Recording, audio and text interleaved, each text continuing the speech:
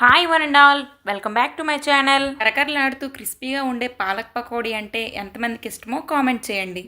ఈరోజు వీడియోలో ఈ పాలక్ పకోడీని ఇంట్లో ఉండే ఇంగ్రీడియంట్స్తో సింపుల్గా ఎలా తయారు చేయాలో చూద్దాం. ముందుగా ఒక బౌల్లో 1 కప్పు శనగపిండి, రుచికి సరిపడా ఉప్పు, 1 టీ స్పూన్ కారం, 1/2 స్పూన్ గరం మసాలా పౌడర్, కొంచెం జీరా, కొంచెం నచ్చిన వాళ్ళైతే ఆవాలు వేసుకోవచ్చు, లేకపోతే స్కిప్ చేసేయండి. అదే బౌల్లో ముందుగానే పొడవుగా సన్నగా తరిగి పెట్టుకున్న 2 పెద్ద ఉల్లిపాయ ముక్కల్ని మరియు సన్నగా గుండగా తరిగి పెట్టుకున్న పాలకూర ముక్కల్ని వేసుకోవాలి. ఇప్పుడు పిండికి తగినన్ని వాటర్ని కొంచెం కొంచెంగా యాడ్ చేసుకుంటూ ఉండాలి. అలా అని పిండి అనేది మరీ పలుచగా కలుపుకోకూడదు, కొంచెం గట్టిగా కలుపుకుంటేనే క్రిస్పీగా వస్తాయి. బేకరీ స్టైల్లో క్రిస్పీగా రావాలి అంటే కొంచెం రైస్ ఫ్లోర్ని యాడ్ చేసుకోవాలి.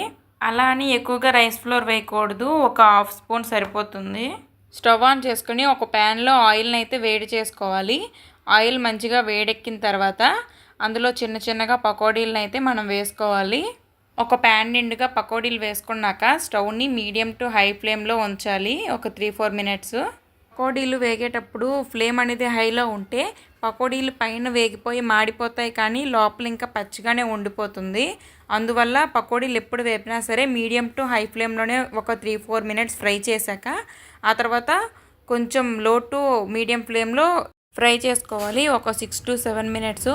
అప్పుడే లోపల కూడా మంచిగా ఫ్రై అయ్యి పకోడీలు తినడానికి బాగుంటాయి. పకోడీలు మంచి గోల్డెన్ కలర్ వచ్చేంత వరకు ఫ్రై చేసుకోవాలి. మంచి గోల్డెన్ కలర్ వచ్చేసాక ఆయిల్ నుంచి సపరేట్ చేసేసి బౌల్లో వేసుకొని సర్వ్ చేసుకోవడమే. మీకు కనుక ఈ వీడియో నచ్చినట్లయితే ప్లీజ్ లైక్ చేయండి, షేర్ చేయండి, కామెంట్ చేయండి. మీరు కనుక మన ఛానల్ని ఫస్ట్ టైం చూస్తున్నట్లయితే ప్లీజ్ సబ్స్క్రైబ్ చేయండి. Thank you for watching.